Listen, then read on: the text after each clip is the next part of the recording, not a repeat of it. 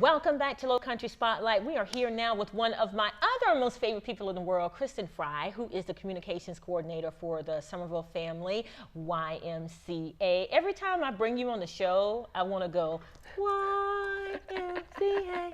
I know, which is a perfect lead into camp that we have going on. So our camp kids have been singing that all the time. Yes, I get probably a video a week of a camp kid singing that song on the bus. Oh, it's gosh. So cute. You need to have them and do pictures and all that stuff too. So yes. Okay, well, talk to us about summer camp, because we're in the throes of the summer, in the heat, in the Low Country. Tell us about some of the fun things you've got going on over there. Absolutely, and this week actually marks our halfway point of summer camp before the kids go back to school. You all are probably saying, yay. Parents are probably saying, oh no, we're going to be back at it again. Countdown is on. Yeah, which is just crazy that the summer is almost over and we're already starting to prepare for, the kids to go back to school and that programming. But summer camp is definitely going on right now. Super exciting. We have over 22 camps at the Y. Yes. So we have our traditional day camp, which we call Adventure Camp. We have two different locations that camp is offered. It is at the Ponds YMCA, as well as Oak Brook. So you have two different choices. And that camp, they have a ton of fun. It is open from 7 a.m. to 6 p.m. Wow. So it really works great with parents' work schedules. And during that camp, they go on great field trips. They have swimming time at the pool. And their theme for the summer are traveling to like different countries. So they're learning about a new country every week. Now, what are the ages for the day camp? So day camp is 5 to 12. And then we have kind of like a teen camp that starts at 13. A counselor in training. So that age group is really kind of the kids that are getting to, Mom, I really want to stay at home this summer. And the parents are still kind of leery about leaving them at home.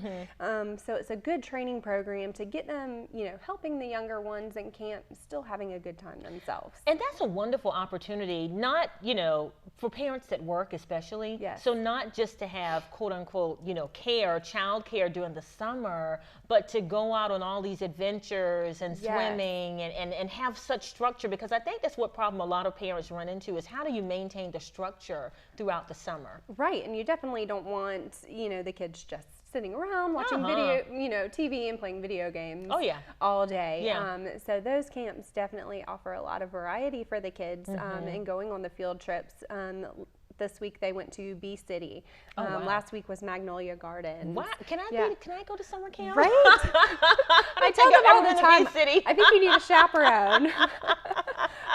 So it's just a ton of fun. And then, they're doing things during the day like archery and crafts and then swimming and just really building, relationships and friendships with those kids in camp. Wonderful. Okay, now what about some of the specialty camps? Because I have been looking at some of the specialty camps. My stepdaughter will come to visit periodically, so I've been looking at some of the specialty camps for her, but tell us what you all are offering. Okay, so again, we have so much. We have a gymnastics camp. Oh, wow. So that's offered at our gymnastics center downtown. So that is a lot of fun, and the kids have a bunch of activities during that and are doing all the equipment and learning new skills. We have a kayaking camp. I'm the non-swimmer. I know. We're going to get you taken care of. They have on life vests. Good. And lots of supervision. Wow, that's great. Where do you do that one? So our Ponds facility is in the Ponds development, which is a gorgeous neighborhood with a lot of outdoor space, rivers, ponds in there, and trails. So they do it in one of the rivers there at the Ponds, and it is just a extremely fun camp. So we have kayaking, we have basketball, softball, we have fishing.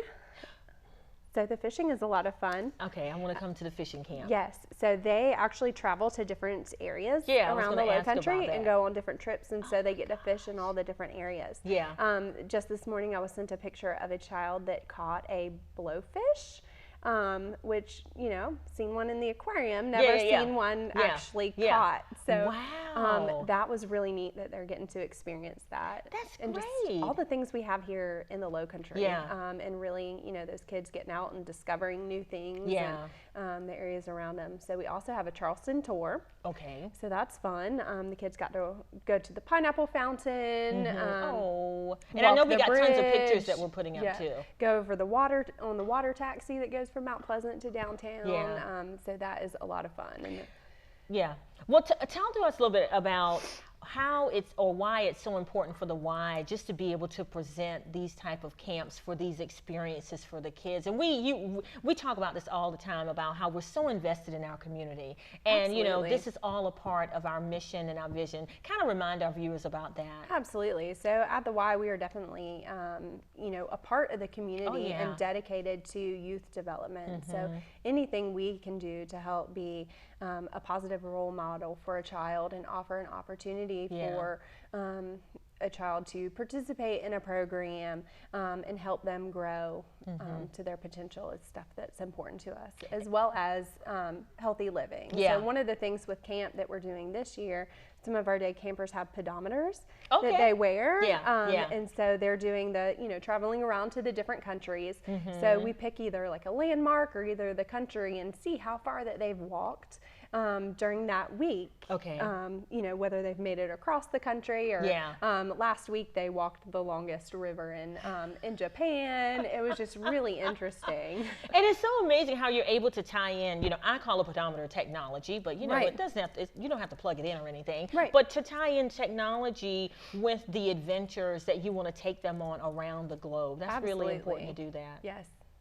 Okay, well, let's wrap up with this one thing, because I always think this is so important. And of course, disclaimer, I'm on the board for the YMCA, and I love it. And I don't think that people realize enough, when you want to send your child, or even as an adult, when you want to participate in some of our diabetes programs, you can do it because of scholarships and things of that nature. Please remind our audience members about that, because even from kids needing to learn how to swim, which we know is a problem in the community, to be able to take advantage of all these adventures, you can do it. Just pick up the phone, right? Absolutely. So the Y never turns anybody away. We offer financial assistance for everything, all of our programs. So don't be afraid to ask. It is here, you know, for the community to use. It's our mission. It's what we do. So we definitely scholarship some of the summer campers, swimming programs, gymnastics, soccer, everything we do. So don't be afraid to ask or think that you can't afford something. Exactly. So I think sometimes people sit back and say, well, I would have loved for her to go, but I just didn't have the money. All you have to do is call. Call and ask. And we have all the information for the Wyatt. But on the flip side of that, because of the fact that we do offer scholarships, we also need assistance from the community as well. So if people are interested in making pledges or participating in our fundraising efforts, give a plug for that too. Absolutely. So being a nonprofit, we do depend on donations to be able to go back and put towards our programs and the community. So just a little gift as much as $3.33 a month would help completely pay for a child to learn how to swim. Just don't have that Starbucks coffee, which is probably more than $3.33 a month anyway. Okay, this is great. I love Kristen coming to the show because, you know, I think about the Y and I think about all the wonderful things that we do in this community. And I mean, we definitely need to be supported so we can continue to give support and do all these wonderful things. Thank you. Thank you for your support. She's my Y plug-in lady. When I want to feel good, I'm like, oh, I think about the Y and all the great things. So, okay, we have come to the end of another Friday or Saturday or whatever day you're watching Low Country Spotlight. Find out information about Angie on our website, about Kristen Fry and the Somerville Family YMCA, and have a good rest of your week.